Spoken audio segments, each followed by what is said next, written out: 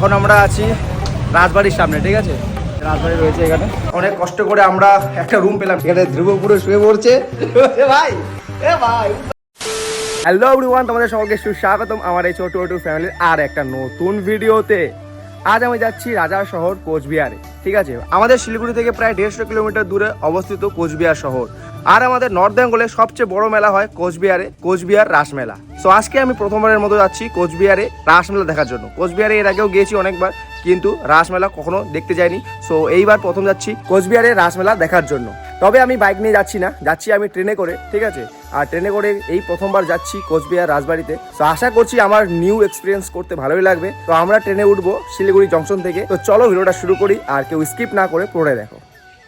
আমাদের যাত্রা শুরু হয় শিলিগুড়ি তিনবাত্তি মোড় NBSTCর বাস ধরে। কেননা আমরা শিলিগুড়ি জংশন বা নিউ জলপাইগুড়ি স্টেশন থেকে দুপুর 1টার সময় কোনো ট্রেন পাইনি। তোমরা যাওয়ার আগে ভালো করে ট্রেন দেখে সিট বুক করে রেখো। আর যদি বাসে যেতে চাও তাহলে জংশন বাস স্ট্যান্ড থেকে যেও। তাহলে যেই হোক আমাদের মতন দাঁড়িয়ে যেতে হবে না। বাসেও কিন্তু প্রচুর ভিড় হয়। কন্টিনিউ 2 ঘন্টা দাঁড়িয়ে থাকার পর এখন আমরা সিট পেলাম ফাইনালি, ঠিক আছে? এই জন্য সুযোগ রয়েছে। আর ধ্রুব আর আমি 3 জন আমরা এখন বসে রয়েছি। আর আমাদের যাত্রা কিন্তু আরও প্রায় 1 ঘন্টা রাস্তা রয়েছে। তো চলো গিয়ে দেখি কি হয়। আর বাসে আমাদের কাছ থেকে পার পারসন 134 টাকা করে ভাড়া নিয়েছিল। আর যদি ট্রেনে জেনারেলে যাও তাহলে পড়বে 75 টাকা করে।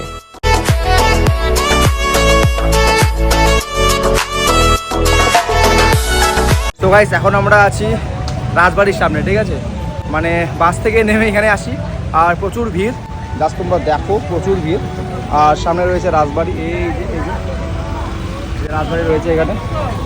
তো আমরা এখন রুম খুঁজছি। প্রায় 2 ঘন্টা ধরে রুম খোঁজার পর আর সারাদিনের ট্রাভেল পুরো শরীরকে শেষ করে দিয়েছিল। তাই ঠিক করলাম আগে পেট পূজা সেরে ফেলি।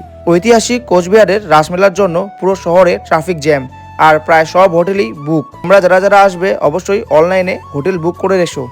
আর আমরা কোচবিহার বাস স্ট্যান্ডের পাশেই চক্রবর্তী হোটেলে মাছ ভাত খেয়েছিলাম, যার দাম নিয়েছিল 170 টাকা, আর ভাত এক্সট্রা 5 টাকা প্লেট।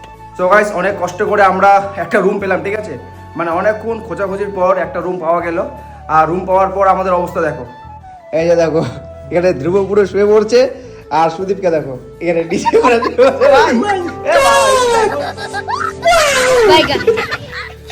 আরে সকালে আমরা 10টায় বেরিয়েছি বাড়ি থেকে।